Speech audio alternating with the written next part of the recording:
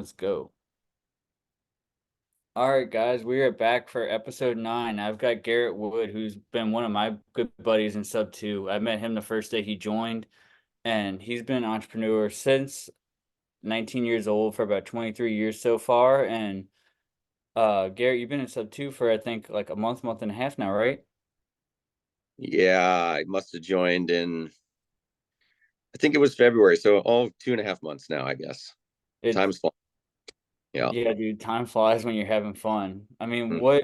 what got you into being an entrepreneur in the first place? Like, because at 19, you're still young, like you don't know your head from your ass. I know I didn't. So, what uh, Um, what made you decide? I unfortunately am from a family of hard-headed guys that I'm third generation. So my grandpa was a blacksmith and a sheet metal guy and tool and die maker.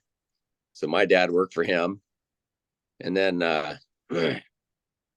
grew up in his shop. And then same thing. I have one brother, and I started sweeping the floors in my dad's shop when I was 6. He'd bring me to work, and by the time I was 18, I was running his crew with 6 guys. All of them were way older than me, but I had been welding since I was 14 for actual money. And by the time I was 18, I had a cocky attitude. I was very good at welding, but I was very bad at people. And so I told my dad I knew everything, and he ended up firing me, which is probably the best thing that ever happened. And so I realized that my dad loved me very much, and he wasn't trying to. It's just an 18-year-old mentality, but that was probably the best time. The only time I've ever been fired was by my own father. Um, and kind of started my own business. And through the years, though, I would say from the beginning, I would go back and weld for my dad with a different perspective. He would get contracts and hire me to come set up things and weld with his crew. Then I would just get paid contractually and leave. And that worked out amazing. So I, my dad and I still, he's in his, he's 70 now.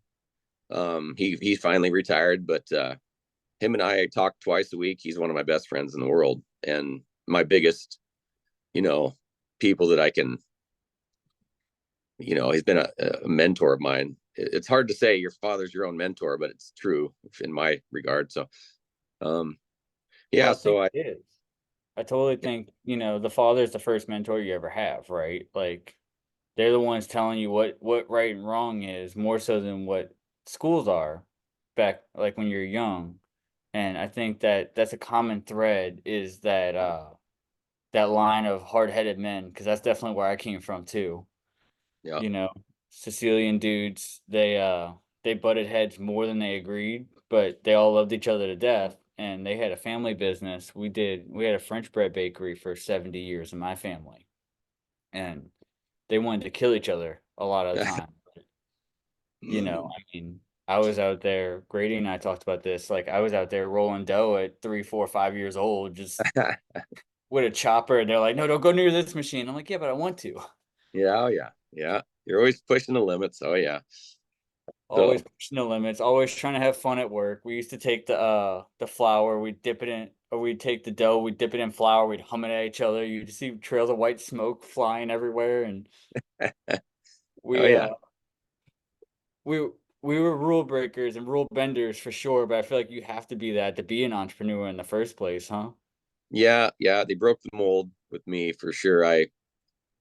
Um, I've always been that kind of person that if I'm told you have to do it a certain way, I'm always on the lookout for another way. So, I was gonna say, do you get that uh, nails on the chalkboard like feeling when somebody's yeah, like, you have to, you need to, you did this or yeah. you didn't do that. Well, look at real estate, right? Why? I mean, I stumbled into SubTo because the only way to buy real estate's through a realtor, and then you call a bank, and then they tell you no. And then you run across a Pace Morby video, and you're like, that dude's just like me. He just thought of a different way, and people time and time again, you can't do that. Well, he's been doing it, and now I immediately grasped the concept of SubTo, but really you can carry that concept into all of your business. Really, I've been doing creative finance or creative things my whole life. Now I'm just creatively buying real estate. So I was gonna say, have you noticed that happens regardless of what path you pick? It's always like that's illegal, or yeah, that's stupid, or that's wrong, or you shouldn't do that. That's a dumb idea. yep, yep, yeah. Since I've joined SubTo, I've had uh three of my good friends, they're married couples, like take me out to dinner and bring pieces of paper and pencils and be like, okay, what, like one of them's like, Garrett, we have $100,000 cash, what, how do we spend it, what's the best thing for us to do, because I'm always talking about math and optimization, right? So I have 9 crew members and they've all read like, The Richest Man in Babylon is great for people who are in debt and struggling. um, One of them is a 25-year-old crew member. He's very dear to me. He's been with me for 7 years. He made 97,000 bucks with me in 7 months. So I pay him contractually. He's a boat captain. So at 25, he made 97 grand. And he's read some of the books I've told him about. And he said, Garrett, stop giving me more money. I want to be your partner. And he's figured it out because, see, he's just paying taxes on that, right? So Mm-hmm. earned income is taxed at the highest rate. Passive income is taxed at max, I believe, 20%. So, and if I make $100,000, I can crush that money out with depreciation of other things I buy or write-offs, right? He's 25 with a truck and an apartment. He has nothing to write off. So I'm 28% richer with the same amount of money. And he's starting to realize, man, I need to be able to get into, buy a duplex, buy a fourplex, buy something Mm-hmm. and write off. Because really, if you realize an income stream coming into a fishbowl and then leaving the fishbowl, if you can choke off that exit stream, your fishbowl just has to get bigger, you know? Or people think of it this way, fishermen especially, they make 100,000 bucks in 3 months fishing, and then they spend the rest of the 9 months a year living on that, which is the day I park my fishing boat, I go back to work doing something else. And so, but they drill a bunch of holes in their fishbowl and then they watch it drain out over 9 months. And that's not a good way. You have to come up with a balance. So, I um, was gonna say, how many of them were broke in that last month, right? In that oh, 11th hour before they got to go back on the boat. oh yeah.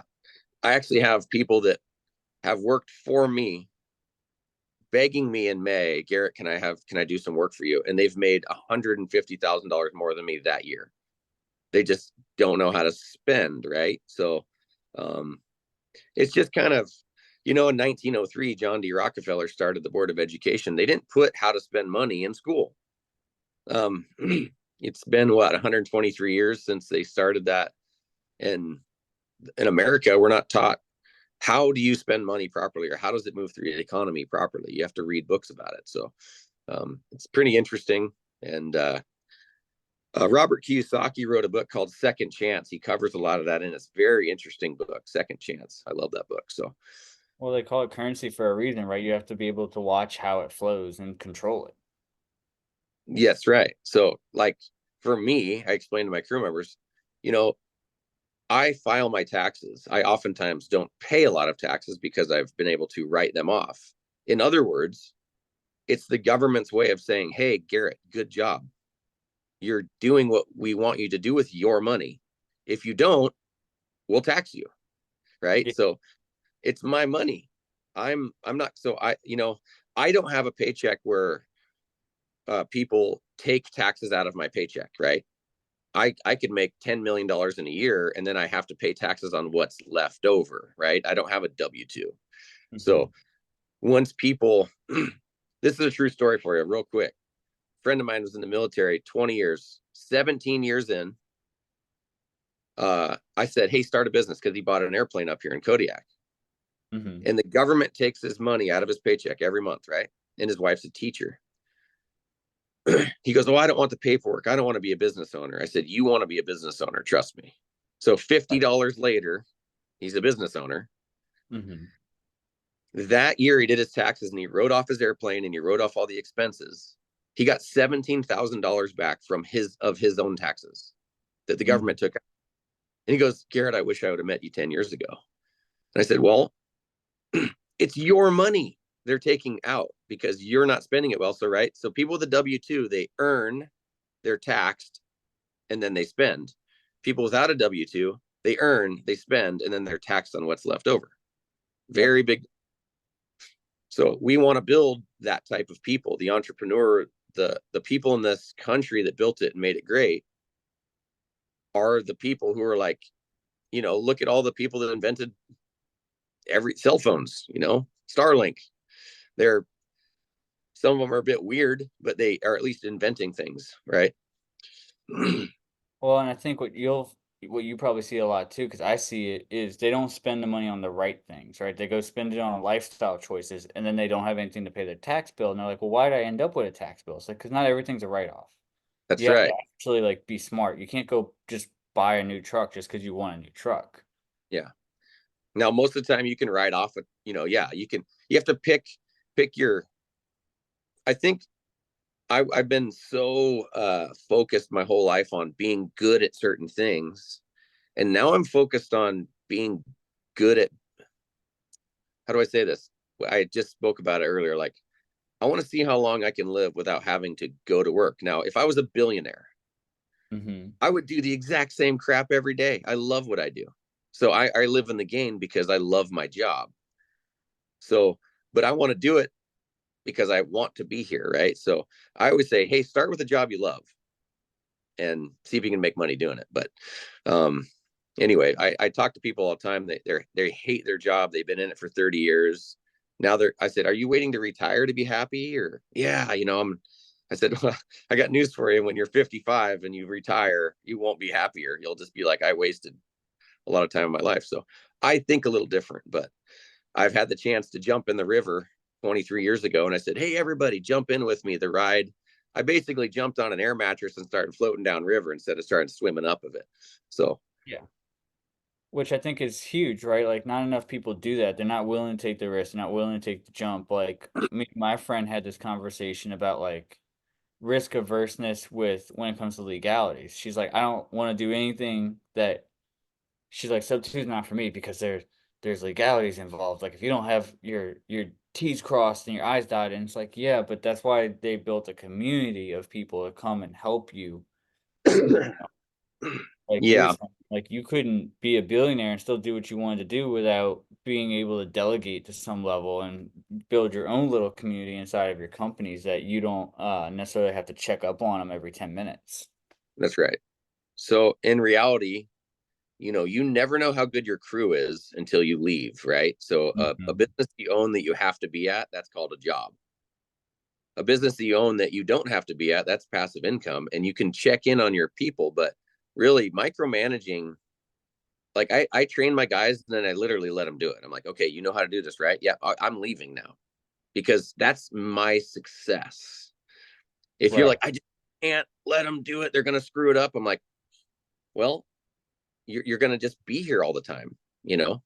So, um, I, besides that, like I have 3 children who are in their teens and, I like to see them pick up a new trade or a new skill and go, hey, look at that. My kids have been tying up fishing boats since they were 5 years, 6 years old. They know how to tie up a fishing boat properly when we pull up to a dock. There's grown men that are like, how do you do the knot?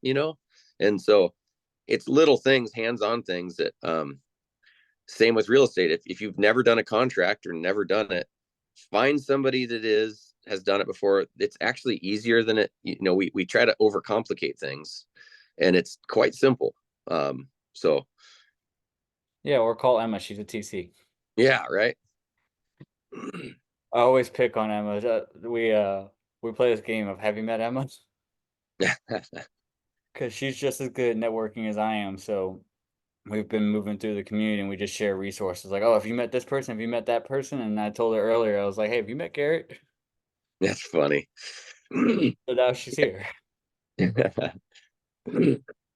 But yeah, I mean, I love it because it sounds like to me, like I said, you really had to build a certain level of culture, and within a culture comes like all these other little tenets, right? Like extreme ownership, accountability, responsibility, like understanding how that goes, and it sounds like what you did there inside your companies, you did with your family too. So, I mean, how did that start? Because I know that couldn't have been easy at the beginning. Well, no, I actually had to change my perspective. Up here, I live in Kodiak. So it's fishing, Coast Guard, and working on fishing boats. And my mom was actually born on this island. My grandpa was in the Navy when it was in 1955. And so there's a reason I'm here. But I had to realize, the island is small, right? We only have 13,000 people on this island. That's tiny. That's nothing. Like Right. some cities have millions, right? And Yeah, that's so, all of Sub-2 on one island. yeah, yeah. And so small-minded people will say, hey, I want to be the best welder on the island. Okay. Mhm. And now I'm not originally from here. I grew up in Washington, north of Seattle, in Snohomish.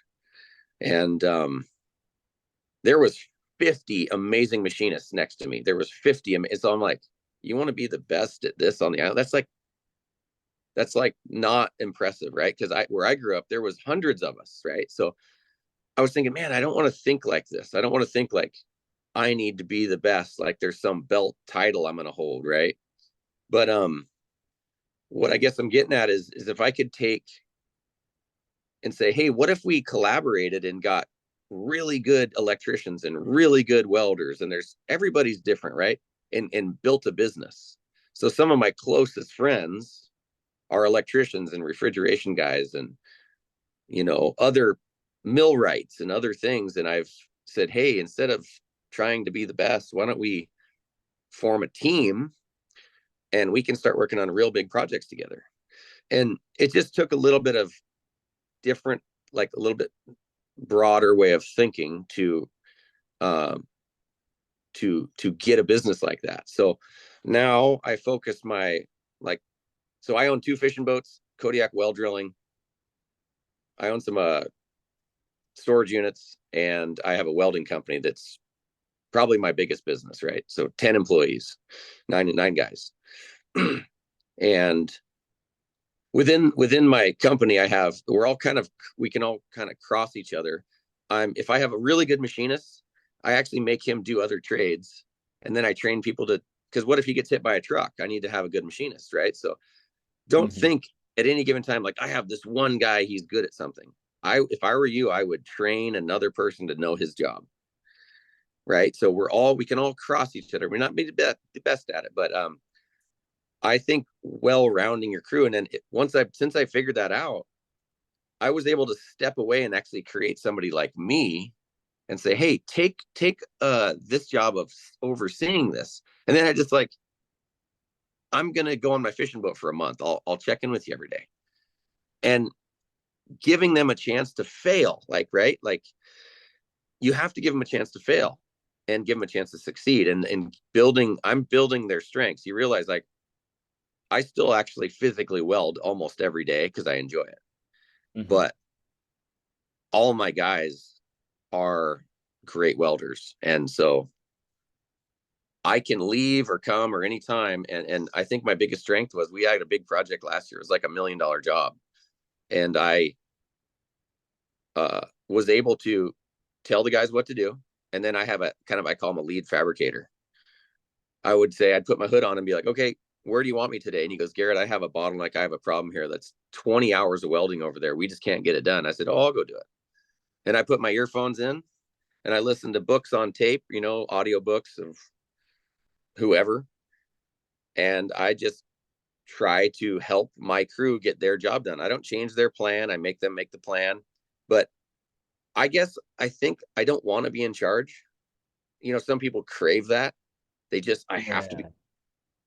Um, I want to create other leaders.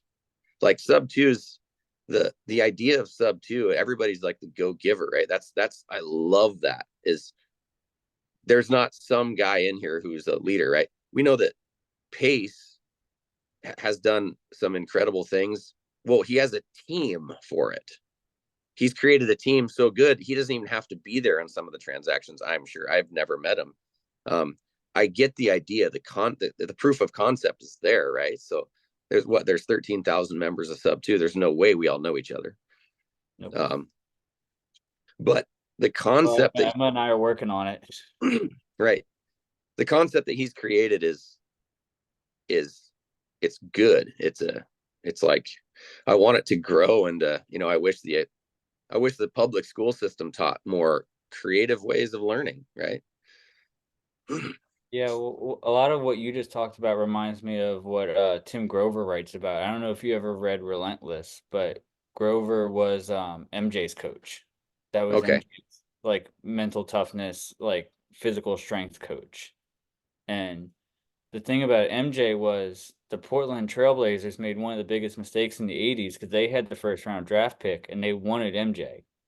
And the GM went to Grover and said, "Yeah, but he's a shooting guard and we need a center." And Grover said, "Put him as a center." And they didn't. And they went with whoever the first round draft pick was of that year. I think it was in 84.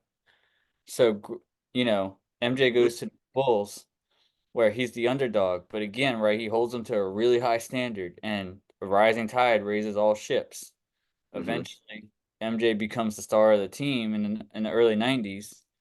A lot of those dudes, after the dynasty was done for, at the end of the last dance, and I think that was like 98 or 99, all those dudes went to other teams and they were paid way more money than they were worth. And they got found out really Yeah. fucking quick. Oh yeah. Like, Scottie Pippen threw that fit during the last dance, and he's like, "I'm just not going to play because I'm not getting paid what I deserve." And MJ said, "That's cool. You're my brother. Like, I want to win with you. However, I'm not stopping the team from winning. I'm going to go win without you. And if you want to come back and join us, then that's fine. Then you can Yeah. get right back in line." Yeah. Yeah. I've I realized that, like, if somebody's kind of like, it's like saying they got too big for their britches, like my grandpa used to say, "You get too big for your britches." That puts it in perspective. Like, if I have one crew member that's like, what, it's because of me that this company's, and I'm like, well, you can go start your own company then, and you're always welcome back here as long as you change your attitude. But um, we're a team. There's nothing I have created that has been successful without my team. I realize the value of them. I realize the value in people. I pour into my people, and that I, that's huge. I told my guys, I'll never ask you to do something I am not willing to do myself or have done by myself. But, um, and they know that. So I don't want to be that guy that's saying, "Oh yeah, my guys serve me. I've done so great and blah, blah, blah. Me. It's our team. We've done this." And a lot of times I think if I could step away in 20 years and watch some crew member that I've had own my businesses and see them succeed and beyond, like, put them in a slingshot and shoot them, farther than I've ever gone, that'd be my measure of success. They took something that we've created and taken it farther, so um Well, and I find it fun. Like, I enjoy getting to see their thought process because similar to you, we'll hit a bottleneck and I'll look at it and I'm sitting here and I'm like, "All right, Garrett, what do you think?" And you might tell me, like, usually my guys, the first words out of their mouth are like, "Well, we're fucked either way." It's like, yeah. okay, you might be right. Like, you Yeah. you very well could be right. We might be surrounded on all sides, but that sucks for them. Yeah. Yeah. So what are we No. gonna do about it? Are we gonna pick option A or option B? And they're like, "Well, if we pick option A, that might mean that we have to make 2 trips. That might mean that we have to do double the work, or that might mean that we have to do this. Whereas if we pick option B, like, it's still gonna suck, but it's not gonna suck as bad. Like, we just have to wait it out a little bit longer. We just have to work through the heat a little bit longer, or whatever it is." And comparing notes and being like, "Okay, cool. Well, you gave me some really good recommendations. We're gonna go with your idea." Yeah. Well, I've had, let's just say we're on a job and the worst happens, this thing breaks or something breaks. And I have two types of people. Me, I've learned over the years that it's an absolute waste of time to be mad that it broke, right? Something broke. I give myself 10 seconds. I'm like, all right, I'm mad for 10 seconds. And now I'm in a how do we get out of this whole mode where I have this one crew member that I'm working on. He'll be mad at himself for like a day, right? Now Mhm. he's actually he's useless to me. And so I've said, look, think of it this way. what if somebody else set up a chessboard with half the pieces already moved in position, and then it just puts you in that chair? Are you mad that your pieces, you're like, oh, I never would have done that, right? Well, you're still sitting in this chair. We didn't set the chessboard. See if you can win. Well, so now that like something breaks, or whatever, truck flips over, spills oil all over, I don't know, whatever. Well, now that you're here, how do you get out of here? What's the optimal way of getting out of here as fast as possible? My success is like, you realize people call me because their boats are broken. They're already screwed. Garrett, we have a boat in the middle of the Shelikoff. It's got to get towed here. I'll get on a float plane and go help. Like, how do we get them safe? How do we, we've had crab pots break and fall off the stack and almost kill people, and so it's like, how do you take it from here? And so the bad captains or the bad leaders will, they're so mad and they're screaming at their crew, but really it's perspective. Like, well, now that happened, how do we mitigate it in the future? How do we react from here? And so I've just always been like the guy when I walk in to my room every day, or my crew, and they see me I'm in a great mood every day. Why? Because if I show up pissed off, my crew is like, oh man, here we go. So anyway, I've just chosen, I try to live in the gain every day, not the gap. That's an incredible book for people. So I think so. And I think, like you said, having that high standard, but also being able to balance a high standard with that servant leadership and letting them take the lead on it yep. it's a tough game, but it's an important game. Yeah. Yeah. Absolutely. I mean, Absolutely. what kind of things do you do to implement those, like implementing standards and holding standards? Because at the end of the day, like, right, culture comes down to the standard that you hold and that they fall to. Well, that's an easy one for me to answer because, and I'm not going to get too far into this, but I am a follower of God and Jesus Christ. And so uh, I can't do something in secret that God doesn't know about. Okay. So I tell my crew members, look, I do it for myself because I have to answer to the Lord every day. That's it. And so they know that about me. And um, so my standard is based on my belief, personally. My crew members, not all of them are the way I am, but they respect that deeply because I respect them as humans and I treat them better than they've ever been treated. So for me, Right. that's a question. For some people that are, in watching this or could watch this, they're going to have to come up with their why. Why do I do this? Why do I, and they might, it took me years to get to where I am. But at the end of the day, that's probably the easiest question I've ever answered. Um, so, and that's where I've found it's like an anchor for me. So, Yeah, because I know for me at least that why is anchored in that butterfly effect, right? Like it didn't really hit me until I hired my first dude that had kids. Like when you hire somebody that has dependents and they are relying on him as the breadwinner, it becomes all that more apparent to you. Like, I need to keep steady work coming in. I need to make sure that he's paid, he's cared for, he goes home safe. Like, oh, because that's a different level of responsibility than just some single dude living in a bachelor pad with six other guys and like he doesn't give a shit. He just wants beer money, you know? well, exactly. The hardest working crew members I got are freshly married guys with a kid on the way. They're the best. They show up. They're sick. It doesn't matter. They're there. And, they got something to live for, something to shoot for. You know, I also, I have to say, like, it wasn't always like, it sounds like, oh, you're real super successful now, but there was a climb. I mean, let's even put it this way. In 2009, after the housing crash, my wife and I had two kids. My son was in diapers. We lost our house to foreclosure. I had to sell all my equipment, lay off all my guys. They wouldn't, the banks wouldn't refinance me. So I got foreclosed on. They wouldn't accept a short sale. And we drove to Alaska in a Dodge pickup in 2011 with $1,000 cash in our pocket. We were so broke. I had a sunroof in my Dodge. We had a Coleman cook stove, and we cooked top ramen for 4 days and opened up the sunroof because it was like 30 degrees outside in Canada driving through. So I came to Alaska, and let's see, 13 years ago with $1,000 in my pocket, and I've made a few million since then. And that's it. It's because of drive.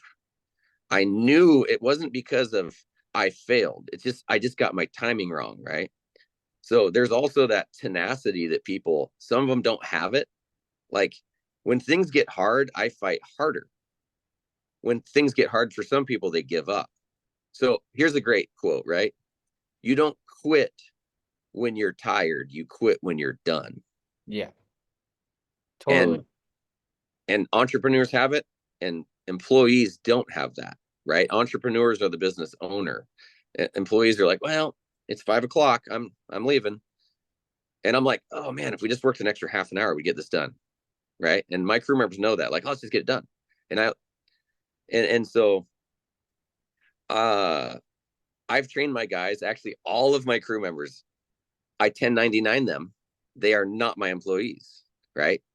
So Hmm. I 1099 them, and they're their own business owner, and I help them with their taxes and how to save money with write-offs and everything, because I don't like to see them let money go to the wayside. But I expect probably two of my guys will probably take over my businesses, with if my son wants to, but that's his choice. He doesn't have to. I want him to be the best version of him, not me.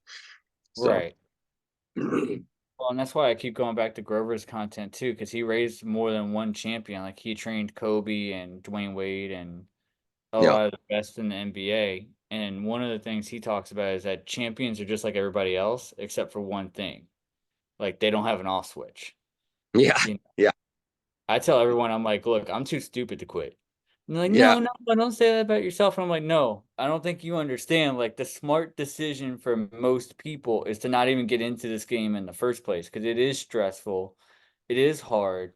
There are days where you might even be sitting on your own bedroom floor crying because like you have to like let it out and you have to have that little pity party for yourself for your 20 minutes and then you got to get right back at it because yeah. the job's not going to get done without you, right? Like that's how. Well, I've found that I push, push, push, and I've been married 18 years now, and one of the hardest things I had to learn in that, my beautiful wife, is put up with me. But I think the last couple years, the hardest thing for me is kind of like not turn it off, but I've started to focus more on okay, let me put it this way. I've trained my guys well enough to where I can leave my place of work, come home, and spend time with my wife on purpose because I want to. Yeah. She's my friend, honestly. I was going to So, say very intentionally, right? and I'm doing it intentionally, and she's responded to that. In the last 3 years of our marriage, we've had the best marriage ever, and because now I'm like, and no, so if I say, well, hold on a minute, I'm successful because I taught my guys I don't even have to be at my job. I can come home and intentionally spend time with my wife, who's done amazing things for me, and she deserves better, right?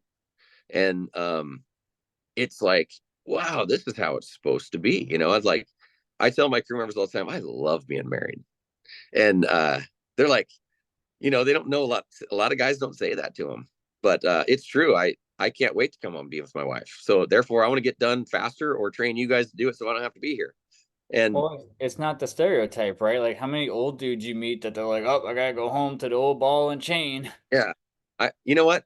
I, both my partners love their wives, and they don't have, as far as I can tell, they don't have eyes that like look around at other girls and stuff. And that's an incredibly attractive trait for a business partner, because I don't want somebody that's not committed to the one person they said they're going to be, because they're committed to me.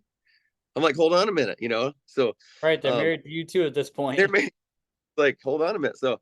I'm a very private person, and who I allow to be partners with, they better be committed to their wives or committed to something, And so, but I've had bad business partners before that just didn't work out, but it was more of a personality conflict. They weren't as driven or something. But I want to say my drive now is to pour into my people I'd rather show them how to do something and kind of carry them along the way. Then once they get it and the light bulb comes on, they're like, wow, they're off and running. Now they're actually farther than they would have been if I had just done it for them, you know? Um, but look at Pace figured it out, right? He's got, hey, if he's built a team, if he's done some things, that's what we want is he's exemplary, right? He's a great example of collaboration and how to build a team and how to find PMLs and people trust him because he's done it. And this isn't his first go around, right? So, I didn't go to that summit. You guys had a summit down in Orlando, and met a bunch of people, but I was busy doing stuff. But I can have a Zoom meeting with you and be just fine. I don't need to meet 1,000 people. But once Or you meet the 3. right people that are committed to something, you kind of like, wow, I could trust a guy like that, because I'm not in the business of screwing people over. That'll spread like wildfire through the internet. Um, Well, that and going back to your commitment part that you said, what I see a lot with business owners is the lack of intentionality. So they're in the business and they're doing all the busy work and they're working 16 hours a day and they come home and they're completely burnt out. They're at home, they're on their phones right in front of their wives, like scrolling on TikTok, just sitting there brain dead, have yeah. no idea what's going on. Their kids hate them. Eventually they get divorced. And then they're sitting at the bar with their buddies, like, oh, I guess I gotta go trade the old one in for a younger model or for a later model. And it's like, bro, first of all, like this is your fault, right? Take Oh, that level of 100%. Yeah. accountability. So But think of it this: the guy probably that same person probably has some incredibly attractive traits, attributes, but he's not optimizing himself. So think of it. I look at myself and go, okay, I'm nobody but me. I can't compare myself to anybody else. Okay. So I'm going to optimize me. Right.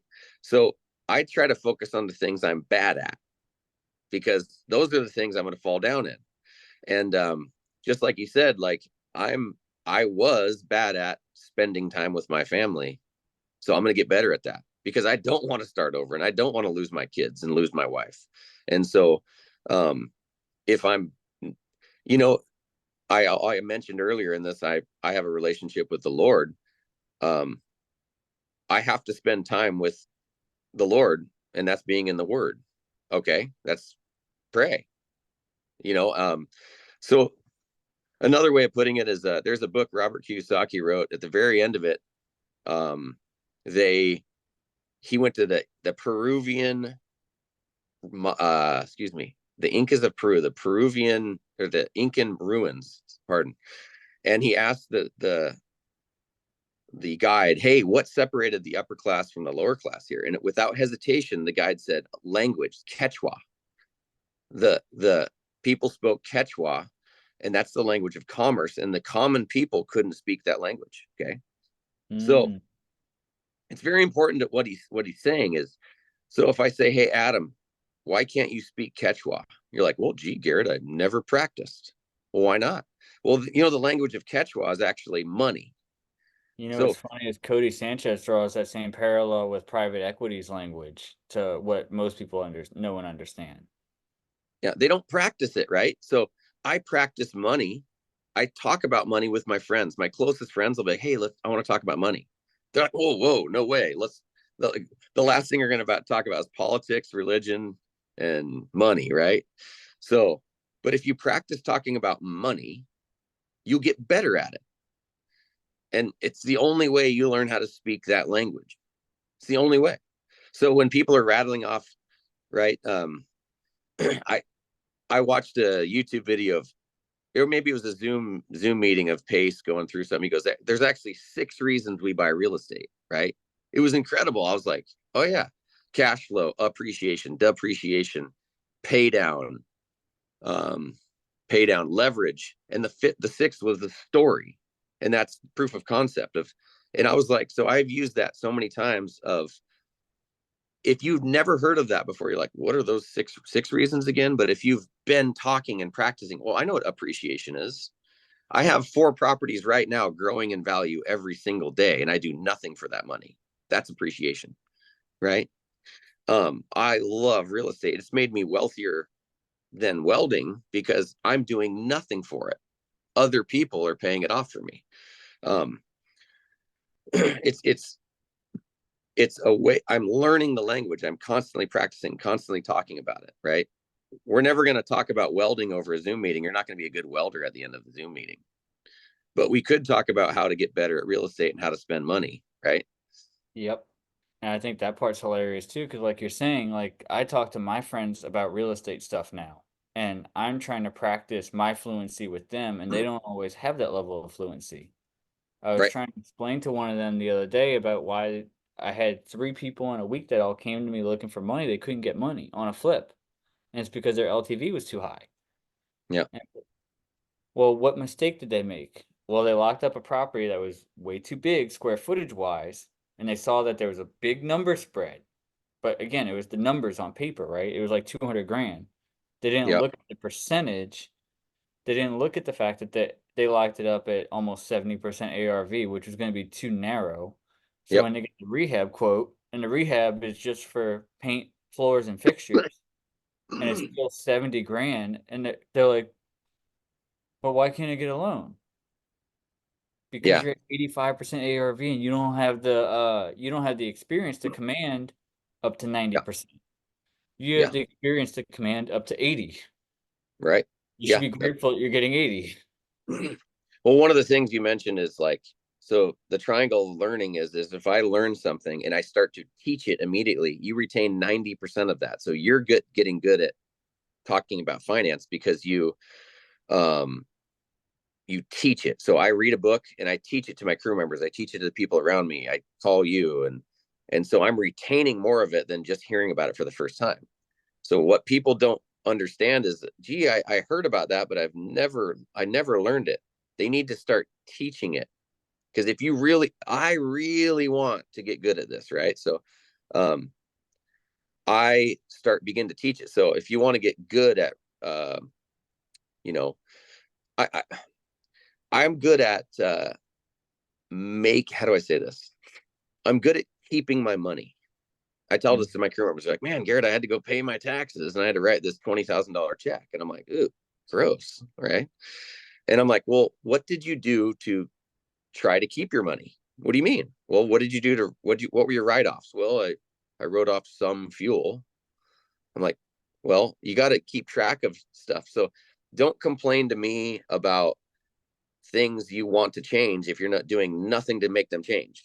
Right. I don't understand that way of thought. There's actually no logic there. So the thing you hate most about yourself, work on it.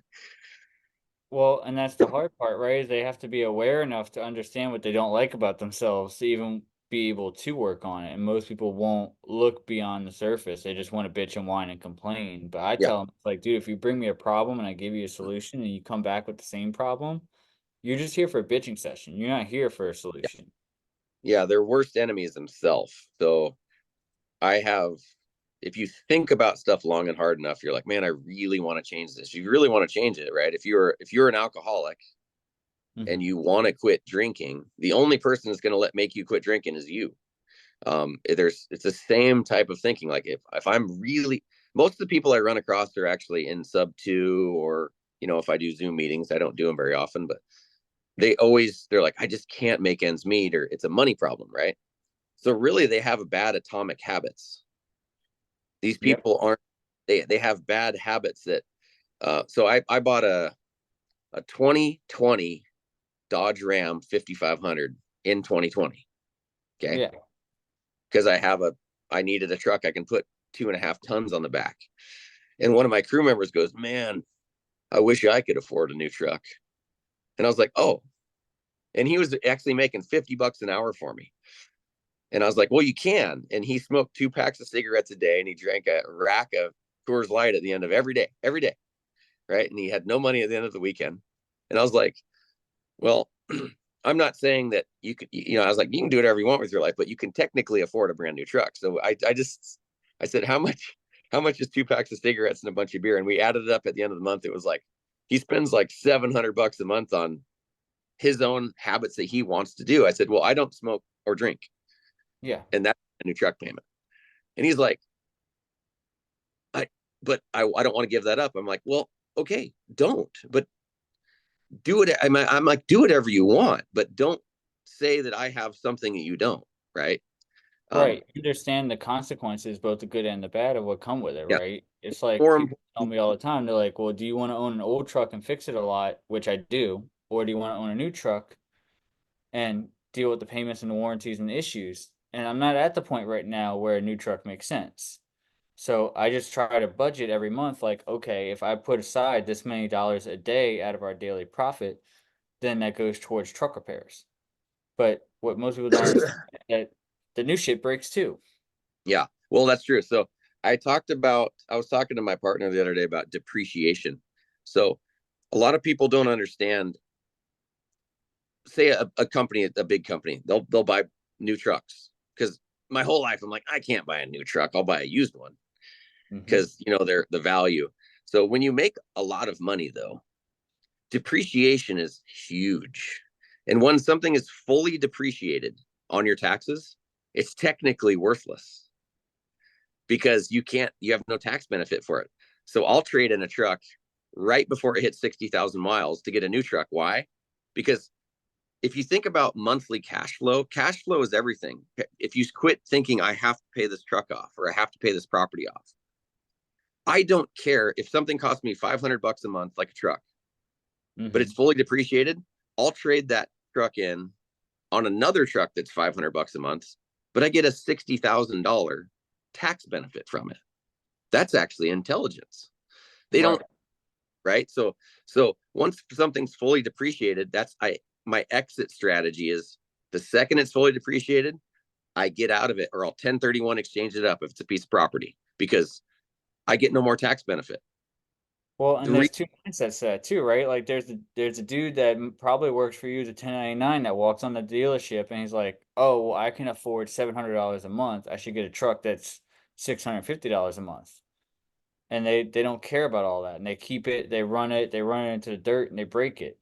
But what I yeah, like about what you just said is it's smart on multiple planes because you're not just taking the full depreciation and then moving into another depreciating asset. You're also avoiding all the heavy maintenance schedules, the bullshit that yeah, comes with all those trucks, which we all know because yeah, I run a fleet like you do, right? Like, in fact, when I got my injectors changed in 2020, that he pointed to a truck just like you talked about. He pointed to a Ram 5500 because I was beside myself. I was like, dude, this is like 6 grand. Like, that's a lot of fucking money. yeah, Right when COVID started. And he's right, like, yeah, dude. He said, but the new ones break too. He said, you see that truck over there? He said, that 5500, that one, the injectors on that are $18,000. And whew, guess what?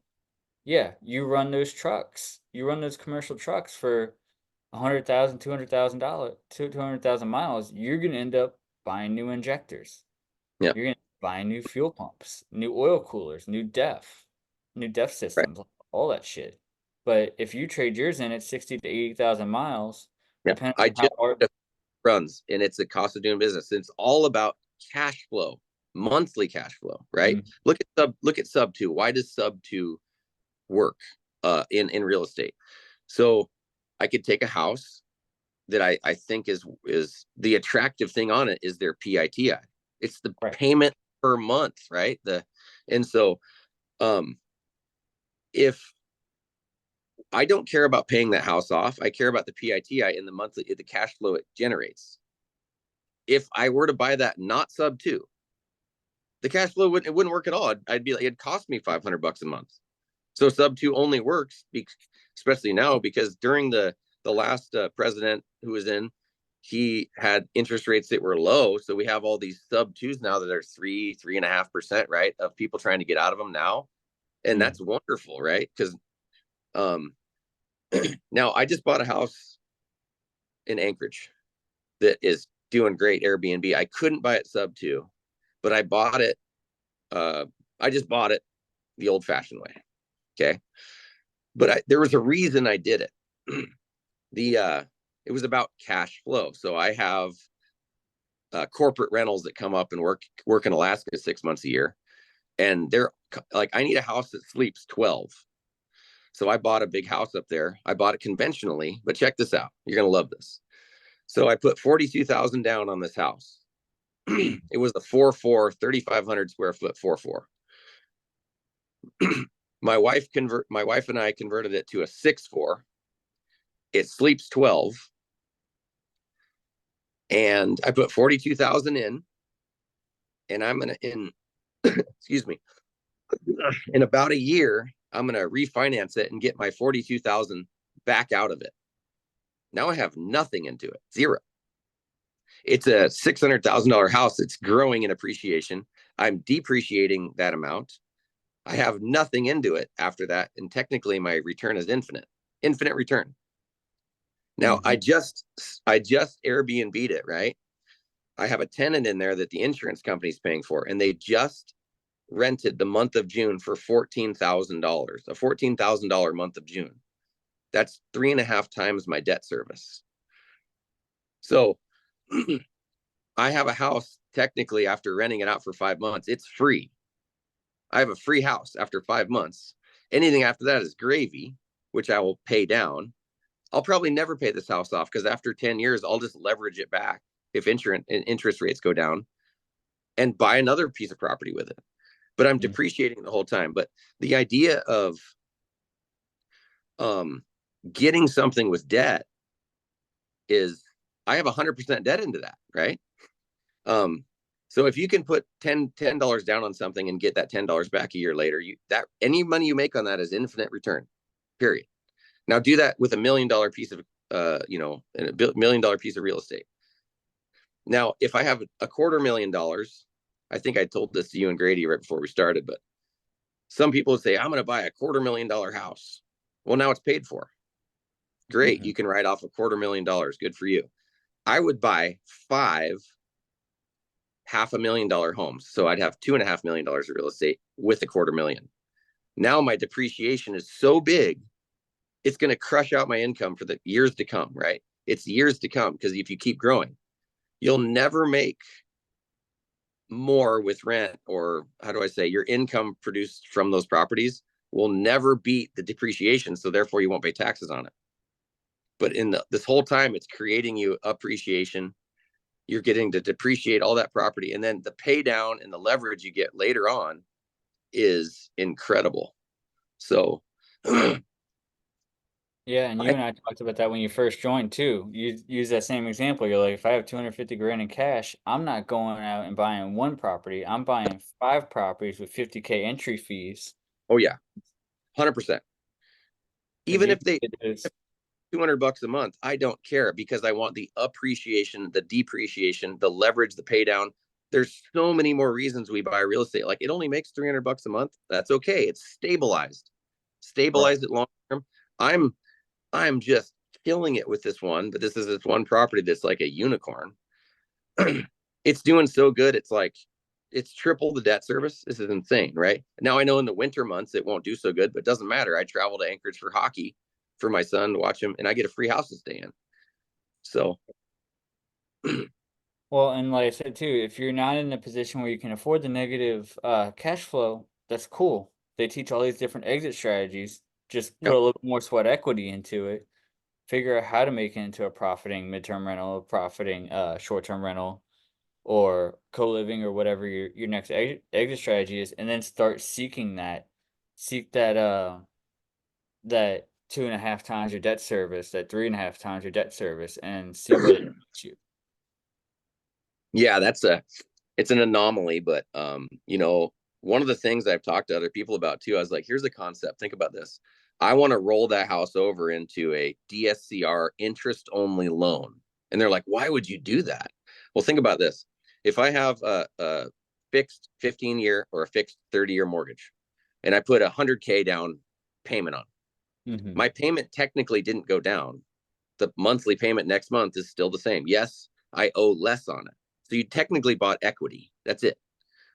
But if you have a DSCR interest only loan, your monthly payment went down by a third or whatever. It technically went down by a lot. So if you have those bad months, or you like you said, you can afford to have those. I want my monthly payments to shrink, right? So I'm like, oh man, I had a bad month, or I didn't catch any fish this summer, or you name it. Now my debt service, my monthly debt service and all my stuff is smaller. So my brain is less stressed out because uh, when people get a 15-year mortgage on a home, it's like saying, now I would say this, if it's your primary residence, pay that sucker off. There's no tax benefit of your primary, zero. Right. Pay it off. Try to pay it off as fast as you can, but don't pay it off as fast as you can if your interest rate's at 3%. That's insane.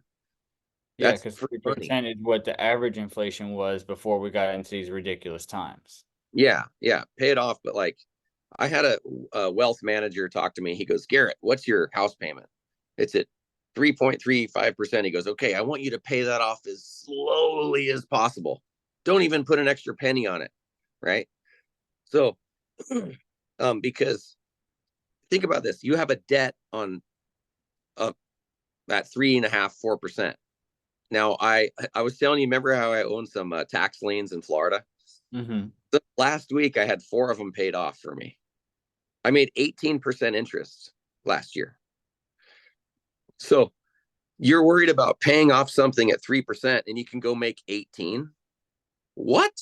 Go make 18, keep the 15 and pay it off slow. Like, doesn't matter. So um, we're taught in school to pay off our house, put money in savings, live debt free, and go work for somebody. That's what we're taught. Or we're taught just to spend recklessly, and they might be working to pay down their mortgage, but then they go put everything on a fucking credit card anyway, and they carry the Yeah. balance. It's like, Yeah. dude, so you're trying to pay off, like you said, 3.35%. Now you're throwing something on a 28% credit card because those people usually don't have the credit score to get them like an 8% or a 9% Right. credit Right. card or 12% credit card, which do exist. We Mm-hmm. did a whole episode on that last week with Dawn Soroyce. And her and I are thinking about starting a group just to teach people not only like about accountability and mindset, but about things like this about money. Right. So So for those people, they need to read the book, The Richest Man in Babylon. You have to learn how to hate debt. Well, that's hating bad debt because the word debt has a stigma of it's bad, but Mm-hmm. there is such thing as good debt. Matter of fact, I have debt on all of my properties and they are making me a lot of money. Right. Um, but I don't have $100,000 credit card with beer money on it. That's bad debt. Right.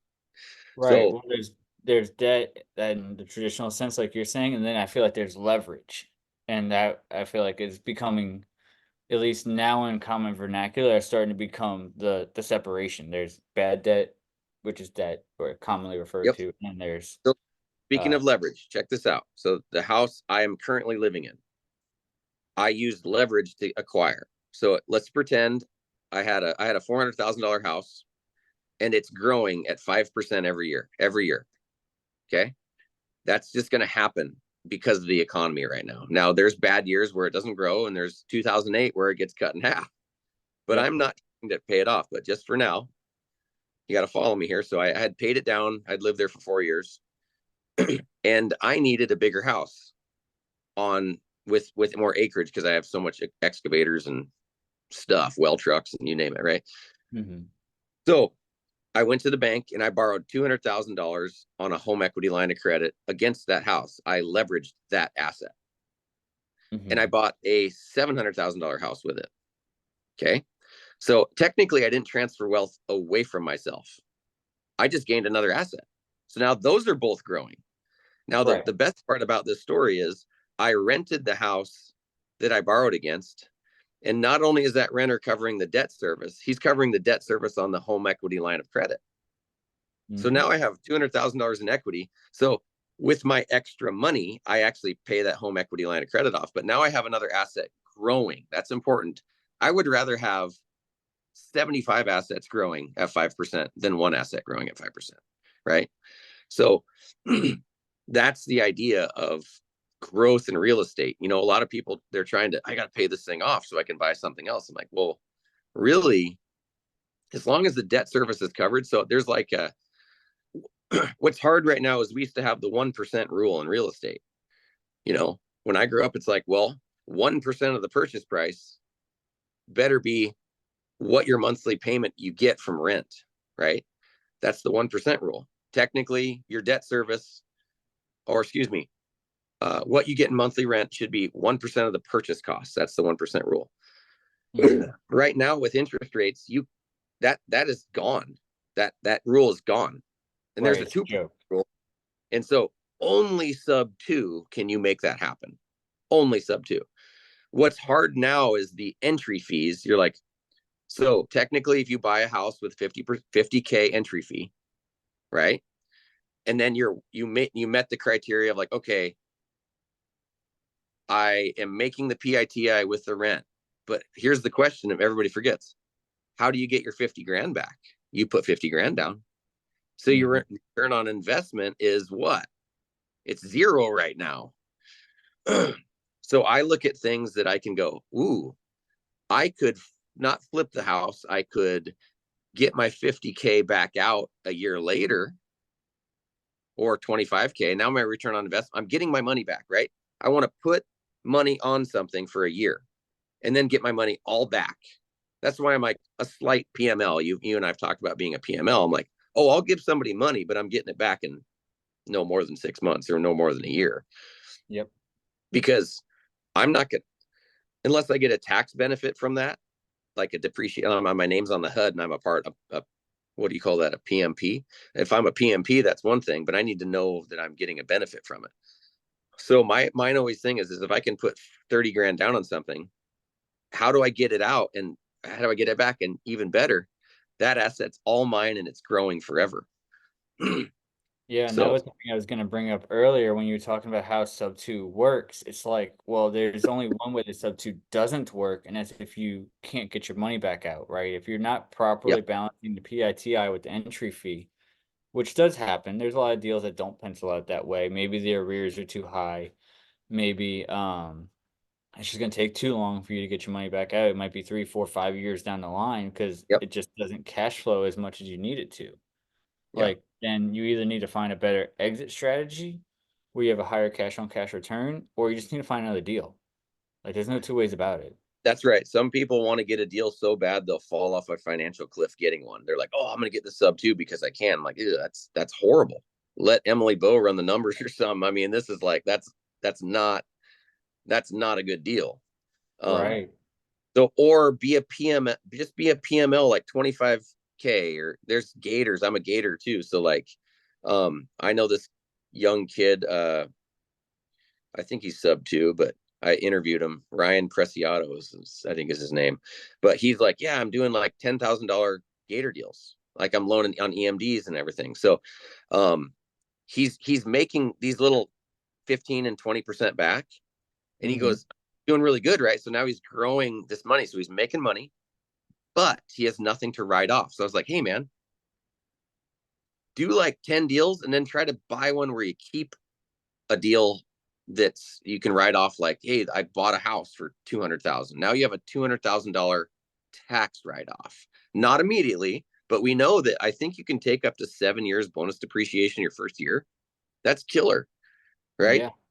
I mean, take that, right? So there's years I make a lot of money. So I have to buy real. I bought real. The reason I bought real estate is because I had to crush out my income as a fisherman. You're a fisherman. I know fishermen that make $1 million in 6 weeks. $1 million. There's no kidding. Yeah. And it's like, you're gonna pay taxes on 1 million. Like, you better write something off, right? So they buy buildings and they buy other houses. They're like they're being smart. Their accountants like, you better buy something. So um, it's funny. You meet a lot of people in the real world that are like absolutely terrible at real estate or something, and they're like they have all this money that their tax burdens are huge, and they're like, man, you could optimize yourself a lot better, but they don't. That's my goal is optimization. That'd be a great word for me. That would explain me. How do I optimize myself? I'm not trying to be anybody else. I have a certain amount of income. I want to optimize what's going out. And I meet with Adam or I talk with Adam once a week, and we bounce ideas off each other, and we get smarter. We speak Quechua. We speak that new language. Yeah, because like you said, like I get people that come to me for loans that they can't get loans because their time frames are too short, their LTVs are off. But I also get people that try to bring me deals to help them dispo, and they clearly have already jumped off the financial cliff, and they're hoping I can build the wings for them on the way down. It's like, guys, I can't. Yeah, I yeah, can't like I can't take a shit deal and turn it into a good deal. That's just not. Or I don't. money won't, because you have Right. to pay that. I Yeah. don't have a magic fairy wand, and people tag me in Louisiana deals all the time since Louisiana's my backyard. And I look at it and I'm like, dog, I know that area. You're not renting it for that. Yeah. Like, you think this is a good co-living property and that's what your underwriting is based on? I said, your underwriting is built on, a foundation of straw here. Like, your whole house is about to crumble. You're sitting here folding on holding costs because what else do you have? You got Yeah. this property, you don't know what the fuck to do with it. Yeah. It might even be a great property. Like, I'd live in it, but I'm not buying it. It's not my investment Yeah. property. Yeah. A lot of there's a few. I got on the phone with the guy out of Texas. He got me into it's investorlift.com. You can kind of give them your buy box, and then all these people email you every day. Like I get like 10 emails a day of like seriously all sub twos. I said Florida or Texas where I wanted to buy, and so those states I'm interested in. One of my buddies lives in Florida, and not all of them are good deals. And the reason is they want too much equity, right? Like they want the asking prices. They're like, oh, you can get my 3.2% sub two, but you're paying me $400,000 in equity. I'm like, yeah, no, that I'm not going to make a single dime from that for 10 years. I'm not going to. So not all deals just because the entry fee is low. Sometimes they make the entry fee so low that it's like, oh, this is a good. It's It's attractive, yeah. great, but you you're signing a contract that's for $200,000 more than you should sign it for. So don't enter. Yeah. So And then right now it's even worse in the commercial space. We had two different commercial deals to dispo, a 15 unit multifamily, and we had a triple net lease. And neither one of them are moving very much. And wholesalers like, well, tell your people to submit LOIs. They're negotiable. And it's like, bro, if the numbers are too far off, nobody's going to submit an LOI. it's Like, all about math. How much can you get out of the property? And if you can't get it, uh, like your actual rent, and honestly, people forget to put like, oh, by the way, 1 month a year, this thing ain't going to be rented. So now you need to do 11 months worth of rent, not 12, because it happens, right? So people try to, oh, they try to make a deal like, oh, I did the numbers and it looks like it's going to pencil out. I'm like, yeah, you did it with 100% occupancy and the highest rent in the neighborhood. So, oh, dude, that's why the triple net was one of my favorites because I did napkin underwrite with Alex Wilson. And that dude's fucking a beast. Like he's not just literally built like a beast at 6'7" and 290. oh, He's smart as shit. yeah, I had a long meeting with him. He's huge, isn't he? He's a big guy. Yeah. Oh, dude, we He- joke about it all the time, and that's the yeah. best part. He just rolls with it. I tell him, I'm like, yo, Alex, you could just stand up, you know what the weather is. Well, he's like an MMX MMA fighter too, or something. So he's a beast. Yeah. Yeah, I don't want to end up on his bad side. Yeah. Yeah. I Yeah. told him, I said, we're just gonna bring him to the negotiation tables, like physically, for every deal we have to close. I'll fly to whatever state. Yeah. But No. he looked at this triple net with me, right? And 19 grand a month sounds like a lot of money for a warehouse because all the spaces would be rented out under an absolute triple net. So cool. So you just have to cover the building payments and you have to cover the your umbrella policy because they're taking care of everything else, utilities, their own renters policies, yada yada. Well, the purchase price is 2.3 million. So Yeah. 19 grand, even if you could apply every single dollar towards that, it'd take you like 10 or 11 years to pay it off. Like that, something seems like it's off here somewhere, right? Yeah. So we're doing the numbers, and come to find out from the tax docs, it's probably worth like 1.15. Ooh. Where they got 2.3, we have no fucking idea. Yeah. But Usually, if something's 2.3, I always say, okay, fine. The debt service is 23,000. Right? I just move the zero. I just move the decimal place over. I always say it that way. I'm like, because you're going to need it for your war chest if some maintenance happens or whatever. I'm like, you take that number and it's 1%. I well, it I gets always better. yeah. It gets better too, right? So the triple net was proposed by the new tenant because the tenant bought the business. They didn't want to buy the building because they didn't want the down payment to come out of their marketing budget for the new business that they just acquired. Oh. They're trying to find a sucker to buy the building, and the triple net that they proposed had a blended average per square foot. Because anyone that's looked at commercial knows that um, industrial space goes for a decent amount of money, right? Like 10, 14, sometimes $17 per square foot. But on average, the office space goes for $3 a square foot more than whatever the industrial goes for. So there's 3,000 square feet of office space. They're both under market at a blended average of $8 a square foot. Mm. Market Well, average is 10 to 14 in that area.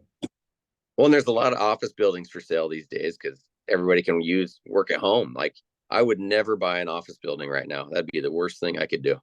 Well, I Be like, said this oh one was light industrial, but it had office attached to it. yeah, So it should be super valuable from a rent perspective because you should be able to take that industrial space, build it out at like say $12 a square foot, and then the 3,000 square feet of office space, build that out at about 15, yeah. call it a day.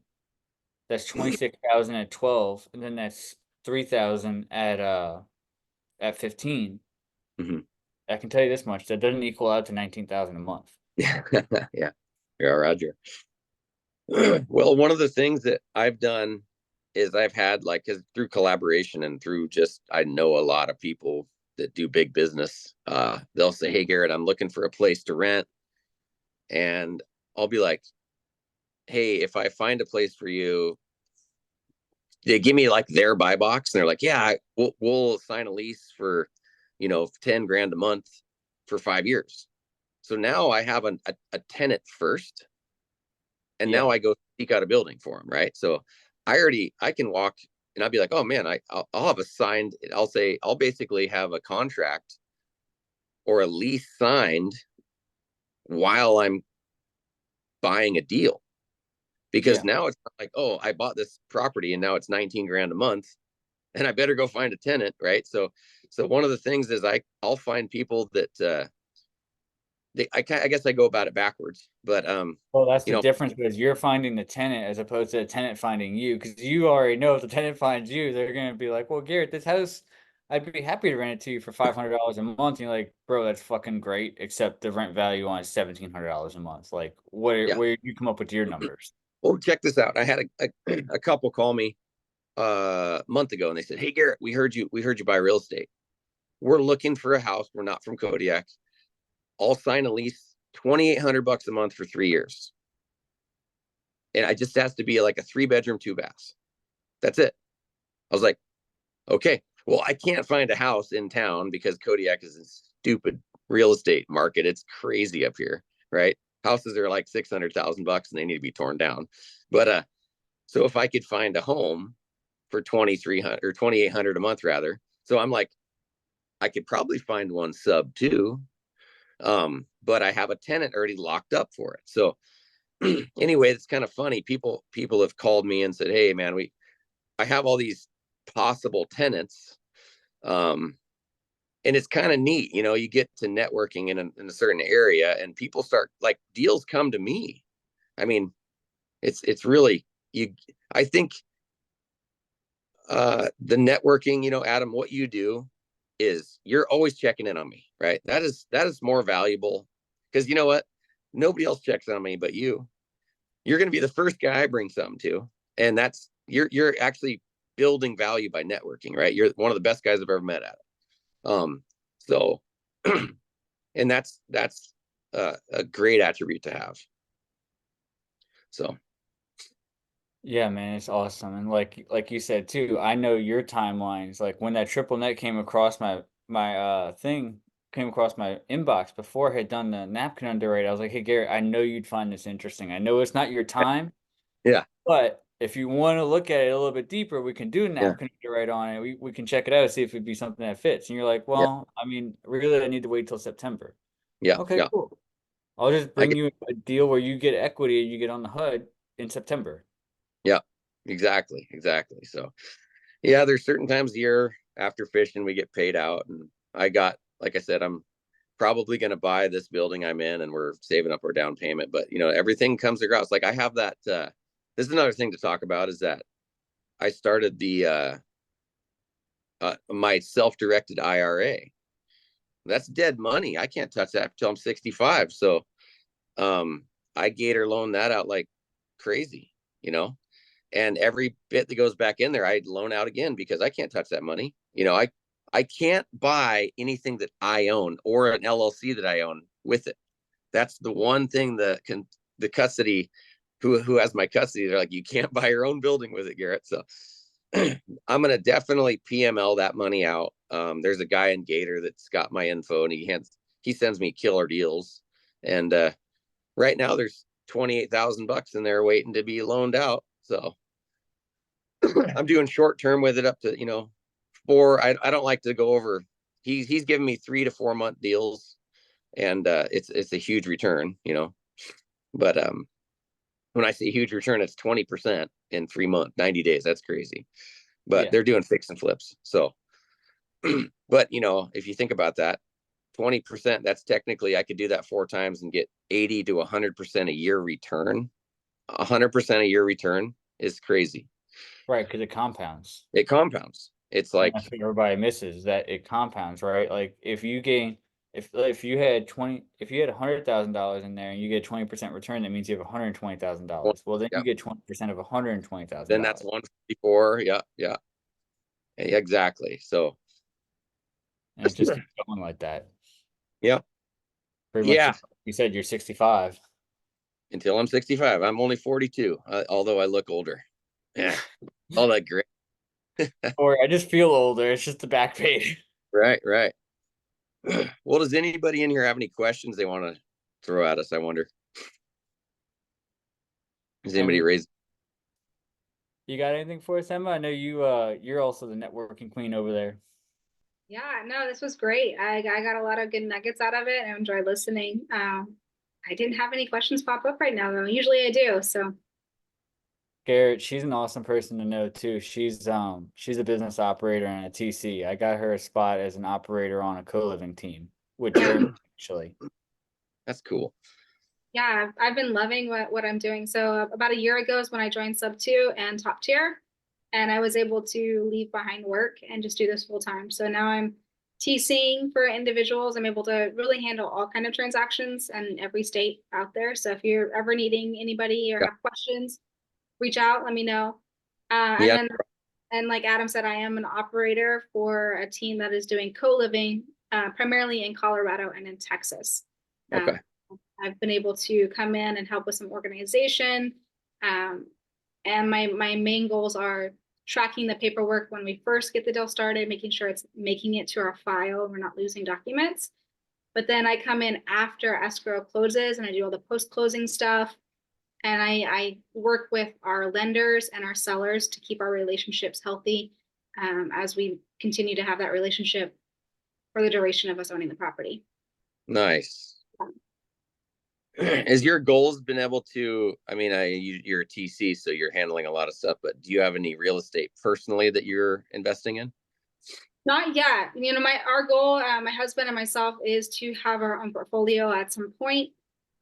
We haven't decided what our approach is going to be. I'm more of a short-term girl, and he's more of a long-term Yeah. guy, and so we have to figure that out. But we've been moving a lot for his work, and I think it really just comes down to once we get settled and we know where we're going to plant ourselves as a family, we'll be able to figure out what market we want to focus on first. Right. Right now we are in California, and we are definitely not going to buy anything in California. So Yeah. yeah. Is that your phone number, a 509 area code? Is that Eastern Washington? It is. Yes, we just moved from Eastern Washington, and before that we were in Oregon, Portland, Oregon. Okay. I lived in Nasket, Washington. I worked in a hydro dam on the Columbia River for a bit. I was a It's millwright. gorgeous. The Columbia River is just absolutely gorgeous. Yeah. Yeah. It is. That's cool. Yeah, Well, Garrett Emma's one of the few people that, like, if I don't know who they are, she probably does. oh Yeah. yeah. And then the other people that we had on here, Grady, I've been playing the hey, do you know Grady game too, because he's getting into buying multifamilies. Oh yeah. Wonderful, wonderful. Yeah, if you guys know anybody that's into multifamily, I met a few individuals at the meetup with Pace here in San Francisco on Friday that have multifamily properties in the area. They're wanting to find partners on. So you know anybody, shoot me a text, give me an email. Like to get them connected and make sure that they continue to thrive in their business. What do they need, like a GP or an operating partner? Um, they weren't really specific. They're saying that they typically do 50 doors or less. And that on those they want like PMLs for. But then they said that, you know, they had over 100 door property in Oakland that they were wanting partners for. And I asked him, I was like, so money? And he goes, no, I have the money for that, but I'm wanting partners. So I couldn't quite figure out I wonder. exactly what he's wanting or needing from that. So Yeah. I'm assuming operations, you know, somebody that will help Yeah. him with Yeah. renovation. Manage that. Yeah. It's 100 doors. So yeah. Yeah, that's Yeah. what I'd figure, because I know that's what Grady's looking for in his team right now, as an operator, basically like you and I talked about Emma on the phone. Somebody that will take care of the property manager, the contractors, and the underwriting, just to make sure it is a deal before they get it. Yeah, Yeah. exactly. Yeah, that's definitely needed. Um, the team that I'm working on, they have and somebody that's doing the underwriting, and then they hired myself to come in as the acquisitions manager, and then they hired a project manager as well at the same time. So Tiffany's overseeing all of the contractors and making sure that people are getting out there, that the property is getting walked. Um, People are getting paid, right? And all that kind of jazz when it comes to converting a single family home into a co-living space. Oh yeah. And I was gonna say too, Sharon Lee, who was on here a while ago, that's the other person we're playing. Have you met Sharon? Because she's Astro, but I met her at Squad Up. Awesome. She's running she's doing 8 deals a month on her team, just wholesaling. Awesome. So she's getting to the point where she's training up and mentoring newer wholesalers into teaching them, like, this is how you get your deals. This is how you make sure it pencils out. This is how you do this, that, and the other. And she's in, I think, the DC area. So she does like Virginia, Maryland, West Virginia a little bit. Nice. Yeah, I was going to ask where her area of expertise or what she was focusing was. So it sounds like she's not doing a lot of online, like anywhere in the United States. She really likes to have it near and dear to her central home, where she's wholesaling. Yeah, But she which, like, does a lot of like door knocking, or is that like her, you know, her approach? I believe it's cold calling. Okay, perfect. Since texting's kind of dead right now. Mm-hmm. Because even just me trying to send out a second reminder to the list of people to show up to the Zoom, just so you guys know, with the new ATP, you can only send out, I think, 100 texts a day. That's Yeah, your max. The list of people that want to be notified about these Zooms is 64. That means I can send it out once and then another half a time. That's funny. yeah, Yeah, regulations are getting the best of all of us, but at the end of the day, man, cold calling and door knocking are probably still going to win, just not with AI. yeah. Yeah, I was noticing I was doing Google Voice and I was utilizing it on my computer. And I would send out after like a family night, right? I would send out, I have a copied little spill of, you know, who I am, that I just saw them in the family night. Here's my link. And I was copying and pasting that into their phones, right? And I was sending individual ones. And after I would say probably the 10th or 12th one, Google would tell me that I wasn't allowed to do it. Yeah. And I was like, dang it, now I have to figure out a different approach. And so changing it up and not having it word for word is kind of my work my workaround that I've been able to figure out. But it slowed down the amount of people that I could reach out to. Oh, I'm Yeah. sure. Yeah. But, you do a really good job of keeping that personal touch. Just like Garrett was saying, like, I follow up with him every week. I try to follow up with you every week, and you have your list of people Mm-hmm. that are either top of mind, or if they're not, even if they're not top of mind, you have them scheduled. Yeah. Yeah. Yeah. So that schedule he's talking about, it's so funny that I do it this way, but I have in my calendar A, B, C, D, E, starting on day 1 of the week. And if your name starts with A, you're going to get contacted that day. Whether we've been in contact and been chatting this whole month or just yesterday, like I'm still going to reach out and kind of check that off the list of, I've checked in with you. I'm seeing how you're doing. I'm seeing how your family is doing. And that way nobody gets missed. You know, with life gets so crazy when you're like, man, I just got to reach out to somebody. And the next thing you know, it's 11 o'clock at night and I didn't do any follow-ups with anyone. And I'm frustrated, right, that I can't check that off my list. So this is my way of just finding bite sizes in the alphabet to be able to follow up with individuals. That's good. Yeah. Yep. That's why I love Emma. She always comes in here and just adds value and just drops bombs. Yeah. Yeah. She's also nicer than me because if people come to me with excuses, I'm like, yeah, I'm just not following up with you. Come back to me when you change your fucking attitude. Yeah. Well, have you guys, we never talked about infinite banking. Are you guys familiar with that? A little bit. I met an individual at the meetup on Saturday who was brand new to our community, but she sells life insurance. So she was giving me a little bit of rundown about that's her approach into the community and where she's starting out. But if you have wisdom to share, let's hear it.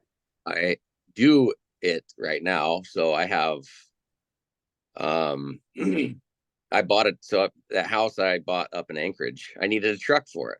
Right. So I have 3 large life insurance policies. Well, I have five policies. My wife and I each have one. They're term. Okay.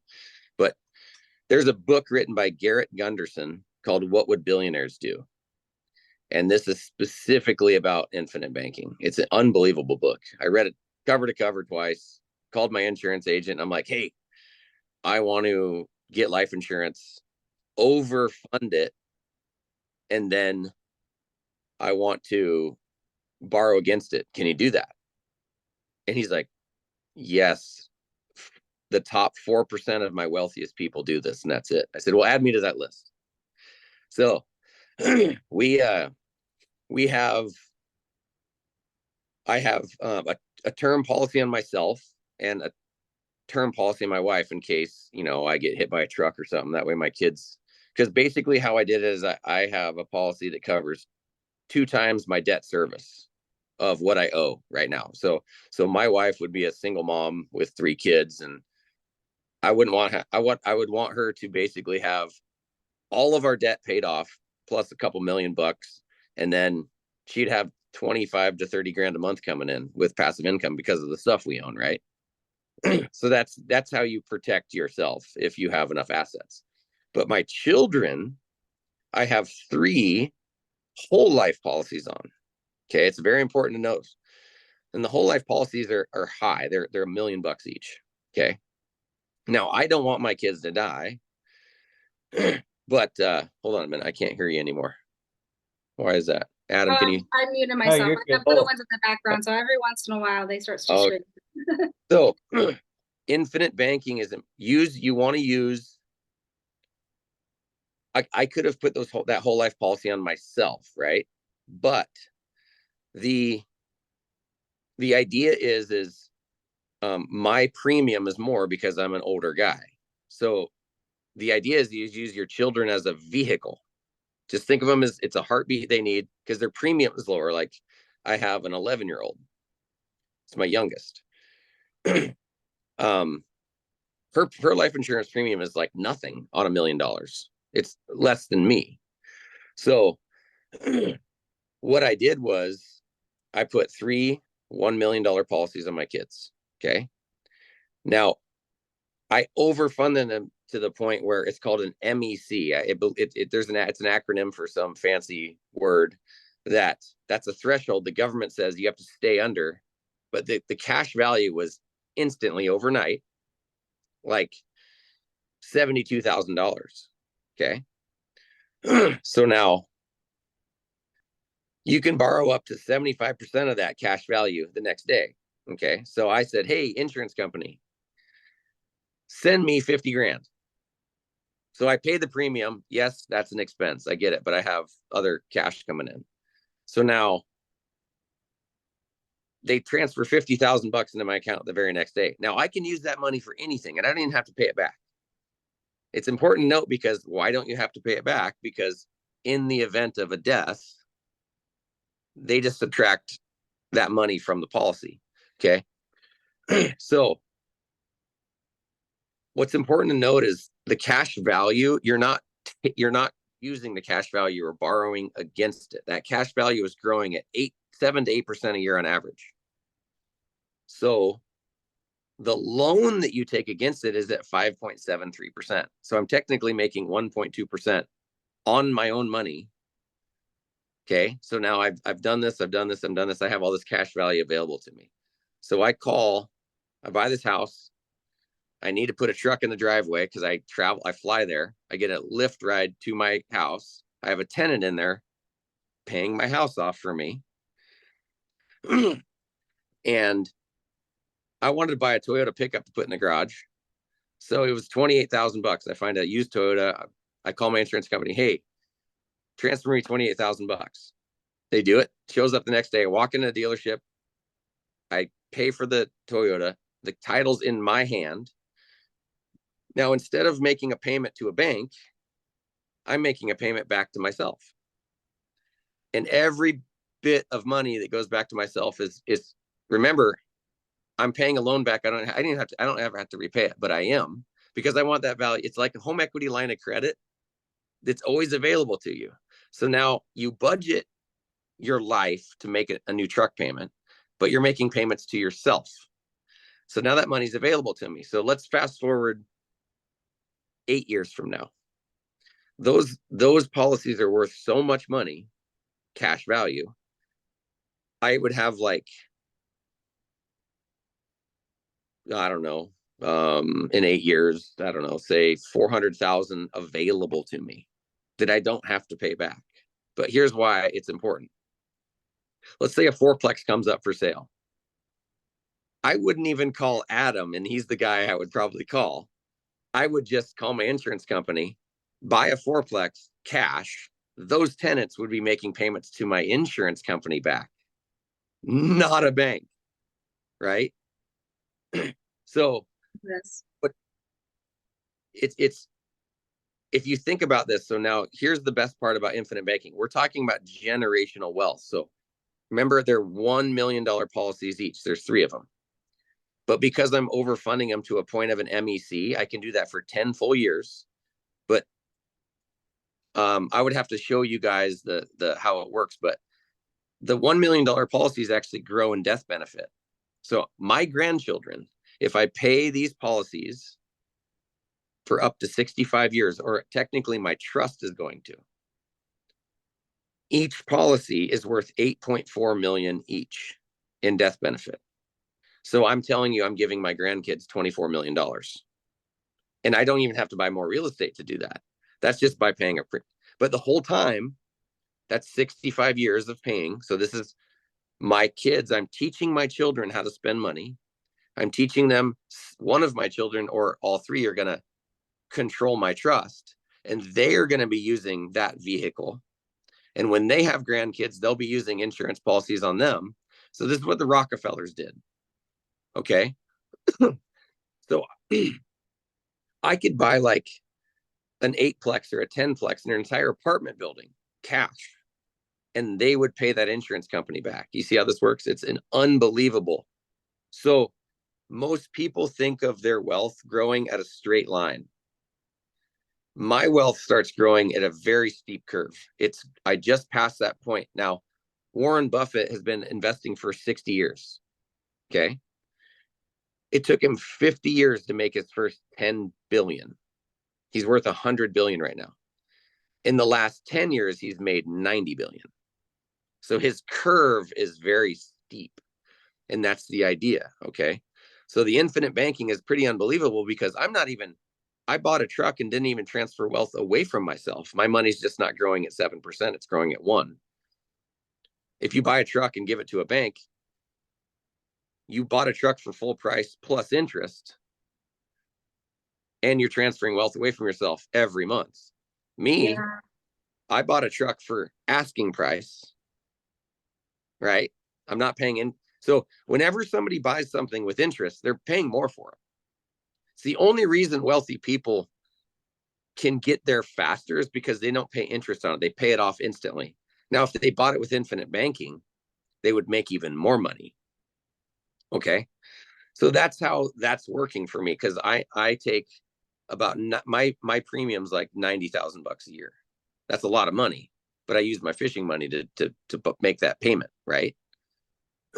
So I just consider it a cost of business. 90 grand's going to that premium. Now what's interesting about this thing is the MEC, that threshold. I can only make that premium for 10 years. And then I've met that threshold. And then on year 11, my dividend alone I get back from that insurance company is so high, I could technically stop making payments and it would make the insurance payments for me. But if I wanted to make the minimum payments, that's how that grows. Okay. So I have enough discipline to go, okay, I'm going to give my grandchildren $24 million. And that has nothing to do with the amount of real estate I already own. You understand? That's a lot of money. Okay. So people don't, if you have a 1-year-old, get an insurance policy on them. You don't want them to die, but use that as a vehicle. That's the idea. That's how infinite banking and generational wealth is made in trusts. Every time there's a grandkid born, they buy insurance policies on them, because an infant or a 1-year-old, they're to an insurance company like, well, they're not going to die for a long time, right? So use them as a vehicle, and that whole time, that money. So I am the owner of the policy, and I control where the money goes. Now, the owner of the policy, when I die, I have a living revocable trust, but eventually my trust is going to own the policies. So in the death benefit goes to the trust, not to the person. Okay. And that's how the Rockefellers have done that. Now, the Vanderbilts did it the wrong way. They've lost their money over 5 generations. The Rockefellers, they're gajillionaires, whatever. So does that make sense? Yeah, this is great. Thank you for sharing.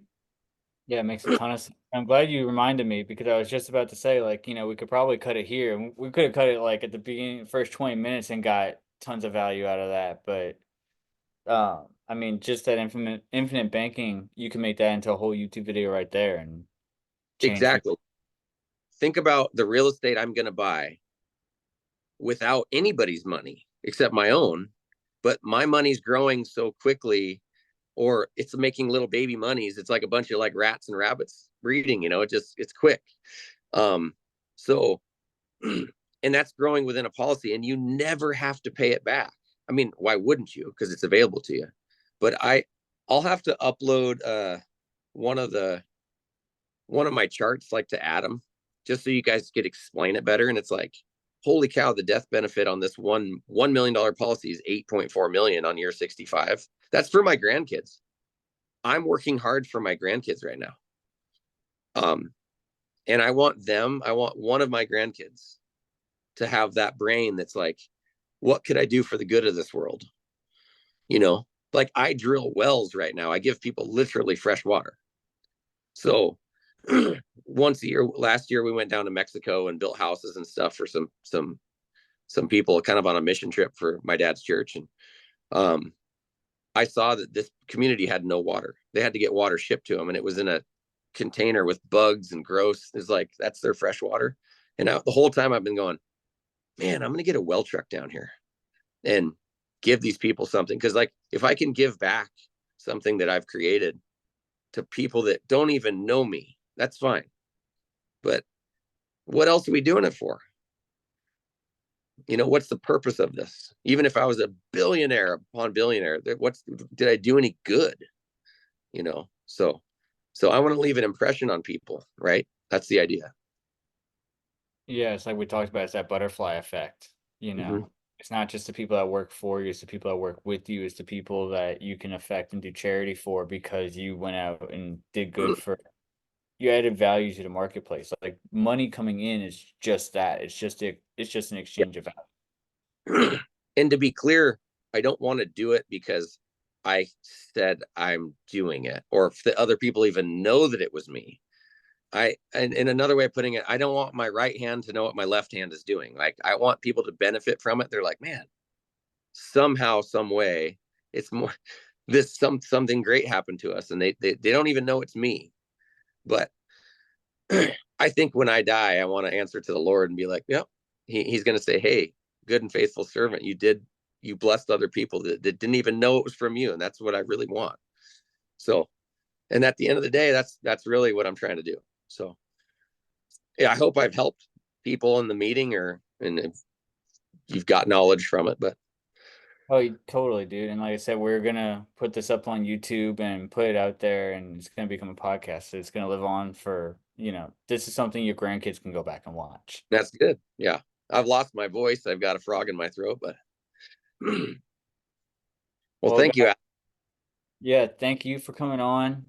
Guys, that's the episode. Y'all know it's been getting really hard to market these. So if we bring you value, if you enjoyed it, if we made you think, if we made you laugh, if we made you cry, whatever it is, bring a friend and come join us next week.